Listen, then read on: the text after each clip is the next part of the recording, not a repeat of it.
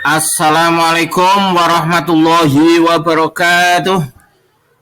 Perkenankanlah saya Komarianto, CBG 7 Kabupaten Pemalang, dari SDN 05 Banyu Mubdal, Kecamatan Mugah, akan menyampaikan aksi nyata modul 1.4 budaya positif. Dalam kegiatan aksi nyata modul 1.4 budaya positif meliputi pembuatan keyakinan kelas. Yang kedua, kegiatan segitiga restitusi. Dan yang ketiga adalah diseminasi budaya positif dengan teman sejawat.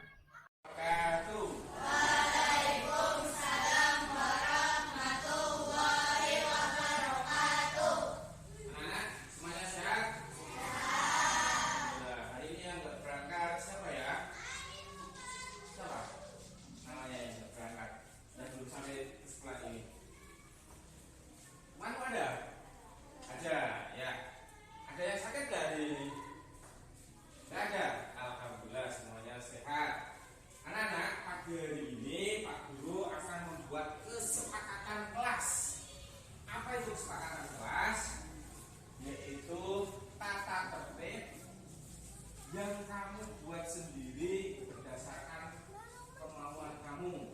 Contoh, setiap anak masuk kelas harus mengucapkan salam. Contoh gitu ya. Atau juga satu lagi, meminjam barang milik teman harus dikembalikan. Itu contoh kesepakatan kelas yang baik, yang positif, ya, yang kamu buat sendiri, dan kita nanti melakukan diskusi yang paling baik, gitu ya. Nanti apa yang kamu inginkan nanti kita bakal di depan kelas ini, satu anak menuliskan satu saja, ya, hal yang baik, hal yang baik. Kamu pernah disakiti oleh temanmu? Nah, kamu tulis, ya. Setiap anak harus berbicara dengan sopan, gitu ya. Paham? Setiap anak harus bertingkah yang apa? Baik. Tapi jangan yang baik, yang ditulis. Contoh, kamu pernah ditendang temannya, namanya ya. Kamu bisa menulis sepakatan itu dengan kata-kata setiap anak apa? Berperilaku yang gimana? Kalau kamu kayak ditendang, kalau ada teman yang tendang, berarti gantinya apa kata-kata? Setiap anak harus apa? Melakukan perbuatan yang baik. Oke, itu contoh ya. Oke, nanti tulis siapkan pulpennya masing-masing anak. Siapkan pulpennya, siapkan.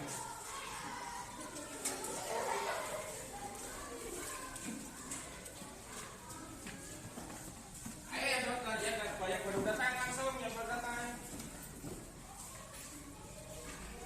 Ambilkan pulpen satu-satu. Pertanyakan satu.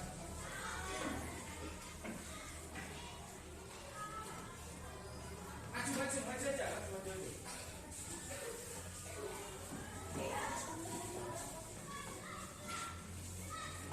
Tapi yang belum dapat silakan. Tapi yang belum dapat. Oke, silakan mulai menulis. Tulisnya di sini ya, warna ini. Ya. Tulis. Tadi ada kesepakatan kelas yang kita buat bebas. Kamu ingin apa yang kamu ingin tuliskan? Kasih contoh tadi, sebelum masuk kelas anak-anak mengucapkan salam. Lagi ketika... Assalamualaikum. Waalaikumsalam warahmatullahi wabarakatuh. Silakan duduk, si Najmu.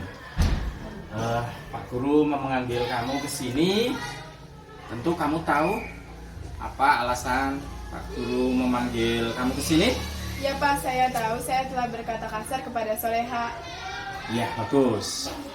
Akhir-akhir ini Pak Guru itu melihat kamu di kelas sering berkata-kata kasar sama Soleha. Ya, Pak. Tetapi Pak Guru tidak fokus akan masalahmu itu. Hanya Pak Guru ingin tahu alasan mengapa kamu berkata-kata kasar pada Soleha. Iya, Pak. Semua murid pasti pernah mengalami kesalahan. Kesalahan seperti yang kamu lakukan. Yang ingin Pak Guru tahu, kalau boleh tahu, alasan apa yang membuat kamu itu berkata-kata kasar sama si Soleha di kelas? Itu Pak, pas belajar kelompok, Soleha diam saja, disuruh apapun nggak mau Pak. Ya, saya memahami akan sikap kamu itu. Memang dia itu anak pasif. Tetapi kata-kata kasar itu kan harus kita hindari. Masih ingat apa kira-kira untuk memperbaiki, menyelesaikan masalah supaya kamu tidak berkata-kata kasar lagi? Saya harus memperbaiki diri dengan berkata sopan Pak. Ya, betul. Sesuai dengan kesepakatan yang pernah kita buat di dalam kelas bersama-sama teman-teman yang lain. Masih Pak. Oh, masih ingat? Ya. Bahwa keyakinan yang pernah kita buat di kelas, setiap murid harus berkata dengan sopan, baik kepada temannya, kepada guru-gurunya, maupun kepada orang lain di rumah. Oke, paham? Itu? Paham Pak. Oke, kalau sudah paham, silakan kembali ke kelas dan ikuti pelajaran dengan baik kembali ya. Ya Pak, terima kasih. Assalamualaikum. Waalaikumsalam. Wabarakatuh. Waalaikumsalam warahmatullahi wabarakatuh. Bapak Ibu Guru, terima kasih atas waktunya yang telah diberikan pada saya untuk sosialisasi, yaitu menciptakan budaya positif di sekolah. Karena beberapa hal yang sampai saat ini, bahwa ketika murid itu melakukan sebuah pelanggaran, maka guru itu atau sekolah itu biasanya melakukan tindakan hukuman. Nah, mulai sekarang dengan adanya kurikulum Merdeka Belajar, kegiatan-kegiatan hukuman, tindakan-tindakan seperti itu harus dirubah dengan menciptakan budaya positif. Bagaimana untuk menciptakan budaya positif? Budaya positif itu apa sih budaya positif? Ya, budaya positif adalah nilai-nilai keyakinan-keyakinan atau kebiasaan-kebiasaan di sekolah yang berpihak pada murid dapat berkembang menjadi pribadi yang kritis, penuh hormat, dan bertanggung jawab. Dalam mewujudkan budaya positif ini, guru memegang peranan penting. Budaya positif berarti perlu keyakinan-keyakinan yang dibuat antara guru dengan siswa. Itu tentang budaya positif. Ada 3 motivasi perilaku murid yang muncul ketika mereka di sekolah. Yang pertama adalah untuk menghindari ketidaknyamanan atau hukuman, sehingga anak-anak itu kadang, wah saya nggak pengen dihukum lah, maka saya harus bersikap seperti ini. Kemudian yang kedua, untuk mendapatkan penghargaan atau imbalan dari orang lain. Mereka banyak yang anak-anak sebagian besar ada yang belajar dengan sungguh-sungguh supaya nanti bisa dihargai, dapat hadiah dari gurunya atau dapat pujian dari gurunya begitu. Yang ketiga adalah untuk menjadi orang yang diinginkan dan menghargai diri sendiri. Artinya apa?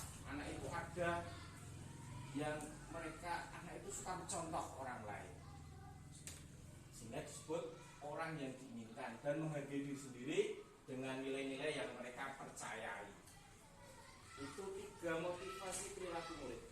Sekarang hukuman, konsekuensi, dan restitusi. Hukuman itu adalah tindakan terhadap suatu pelanggaran yang pada umumnya berbentuk hukuman atau konsekuensi. Sedangkan restitusi adalah proses menciptakan kondisi bagi murid untuk memperbaiki kesalahan mereka. Nah, ini yang kita lakukan nanti, yaitu kegiatan restitusi. Ketika anak salah, kita harus mengembalikan sesuai dengan keyakinan kesepakatan yang kita buat dengan murid. Contohnya, anak umpamanya yang sering kita lihat anak di kelas kita itu kalau kelas 6 itu biasanya membuli teman. Nah, di situ anak yang membuli teman kita panggil, kemudian kita ingatkan kembali keyakinan yang pernah kita buat bahwa anak murid di dalam kelas harus bicara sopan dengan teman. Nah, itu contoh restitusi. Kemudian hukuman itu bersifat satu arah, biasanya dari guru langsung kepada muridnya. Kemudian dari pihak guru yang memberikan.